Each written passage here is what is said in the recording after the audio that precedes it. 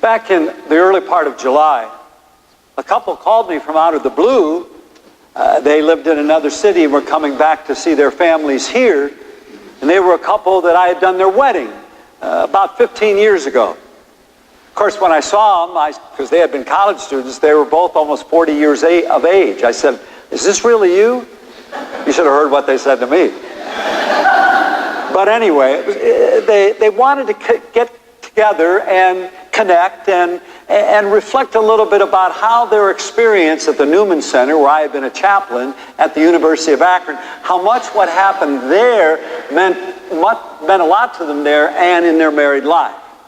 They told, and I had forgotten this, that their first year at the University of Akron, they weren't going to church. They weren't involved in any way like that, and they weren't at Newman. But then someone invited them, a buddy or friend, I can't remember who, invited them, "Hey, come down to Newman Center on Wednesday nights. It's always a good experience." And they thought, well, they'd try it, and they did. And every Wednesday, from their sophomore year through their senior year, I know they were there, including being kind of officers of the ministry there. And what we did there, we would come together, we would have a meal. Hey, college kids, they'll come for a meal. They were always there on time for the meal. Me too. And so we'd have a meal, be real informal, and then we'd pray and maybe sing some uplifting songs. We'd hear a speaker often talking about a particular topic that would speak to their life where they were at, how the faith connects with all that was going on. And it was good. And then a lot of them came to the Sunday night Mass at the Newman Center that was especially geared for young people. We also called it they still call it the Last Chance Mass in Summit County. So if you don't, please come here regularly, but if you miss, you can go there at 8 o'clock. That was good because they sleep in on Sunday morning.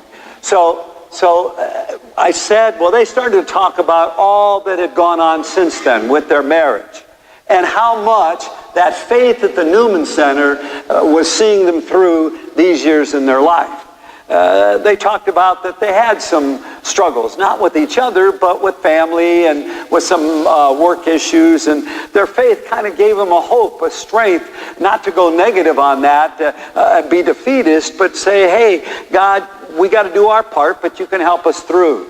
They also mentioned raising their children. They were glad they had been at the Newman Center because they felt it grounded them in deep Catholic Christian values. And so they were passing that on to their children. I know they talked about how one of the things they decided to do, because they had done this at Newman with their kids as they got a little older, was to take them to a food pantry and a place where people were served meals. And their family would volunteer once a month. And they felt good about that because it helped to see their children see the importance of this and to not look at the poor in a negative light. And of course, they also mentioned how Newman had taught them, first of all, to find a good parish where they were living outside of Philadelphia, one that could speak to their heart, one that they could listen and be open to and would make a difference in their family. And they had done that too. I bring up this particular family and the couple because we talked about a lot of other things, but what I just mentioned, certainly I thought about them when I was reflecting on the scripture today. And we see in that first reading from Isaiah, Isaiah often uses poetic imagery. Be strong, fear not. Your limbs will be strengthened. Well, on the deepest level, he's talking about the spiritual. He's saying what's most important for all of us. Yes, our physical being is important, but to have that strength inwardly to relate with life and deal with it and to find a strength and a peace that God brings, as this couple did.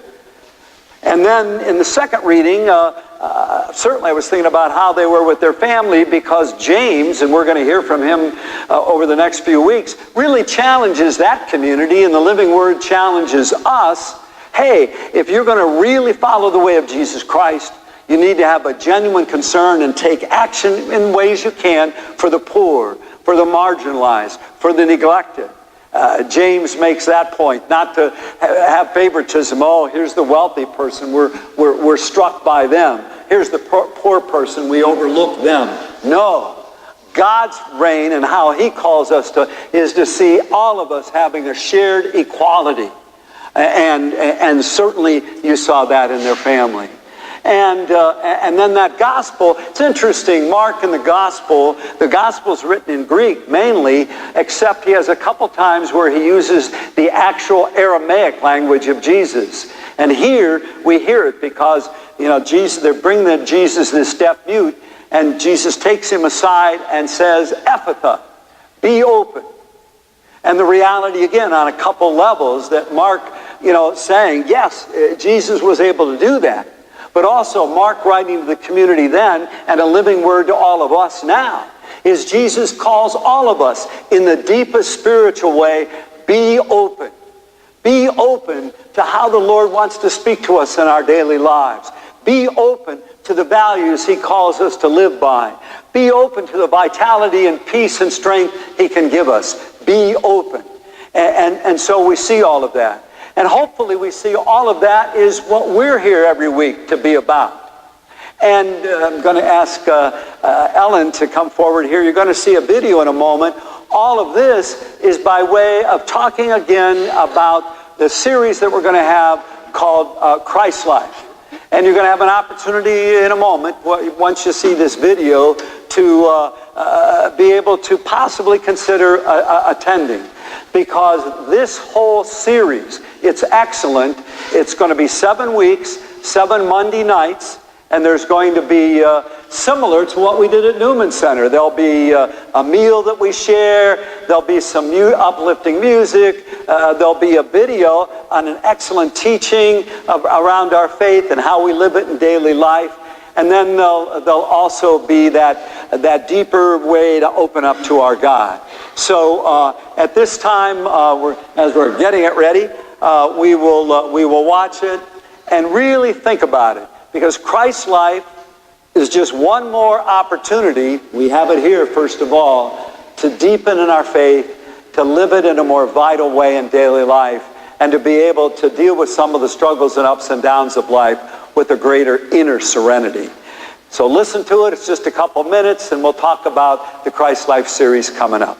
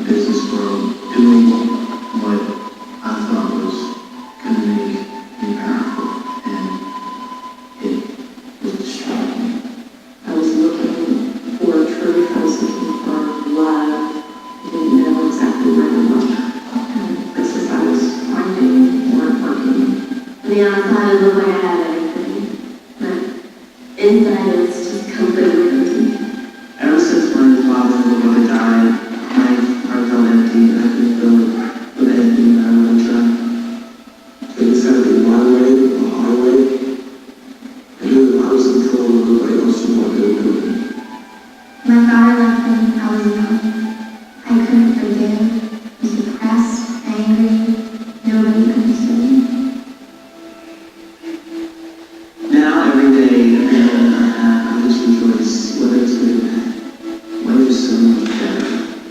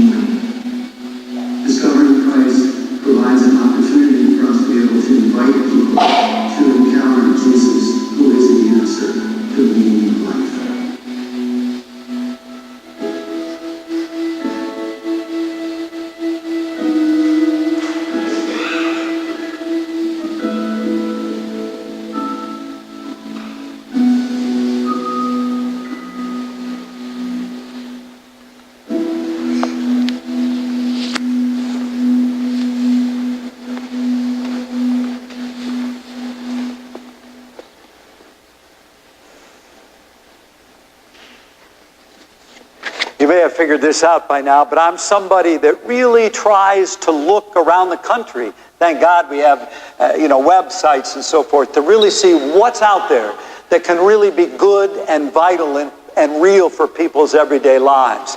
And then found Christ Life, and over 900 parishes around the country are doing it now. Over 110,000 people have gone through it. There's some people in our diocese, and I checked it out.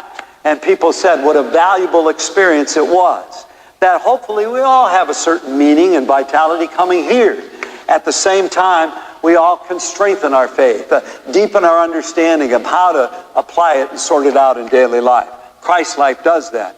Now, if you have the bulletin already, you can take the Christ Life material out of it, okay? Please do that. If not, there's at the ends of the pews, there's some of these. And I just wanted you to take a moment, even if you're not going to sign up, but to take a moment to be aware of it. And there may be other people you can invite. The first session won't be till October 1st. It'll be 7 sessions, and then a day-long retreat on Saturday, November 12th, from 9 to 3. Again, the value of this for all of us, that our faith can be vital. And even today, hate to admit it, but even with the horrible thing that's happened in the church, that people are legitimately bothered and should be. At the same time, we got to say, okay, but I'm going to find my deepest relationship with God, Jesus, in the Spirit. I'm not going to let those other things, which are horrible and should never have happened, preoccupy me and take me away from the most important relationship of all we have, with the God who created us, the Son He gave us, and the Spirit that's within and among us. And so we're going to ask you, there's a yellow card behind all of these, and the yellow card is a sign-up. And we seriously want you to consider signing up today. Now, and this sign-up is somewhat of a commitment, saying, you know what? Yeah, I'm going to do that. We all know that maybe 7, you may not make every Monday evening. There may be some problem with the retreat or part of the retreat. But obviously, if you can make all of it, and certainly most of it, we'd want you to take this chance. It's pretty clear-cut here. We'd like you, if possible, to put it in the offering collection today. As you see, you saw this last week, it asks for your age level. Okay, your name. In your name, too, if maybe 2 people are coming and you're married, you can just put down both your names at the top so we'll know there's 2 of you. Phone number, and especially email address if you've got it. That's our best way to contact. And if there's dietary restrictions. You also see, if for some reason you can't sign up today, it mentions some other ways you can do it. And you can go on our website and see a lot of good information about it. Also, there's going to be somebody at the exit there today at the table that if you have any questions, or by the way, there's pencils in the pews. Hopefully you found them, but you can fill it out back there if need be, or any questions you have. Also, at all of the church exits, you'll be receiving from somebody a little prayer card to keep us mindful of this and of a greater faith in our everyday lives. So just take a quiet moment to do that. And thank you, as I've often said, for listening to this non-paid, non-political commercial announcement. You're going to hear a few of them coming up. God bless. Quiet moment, and to even pray.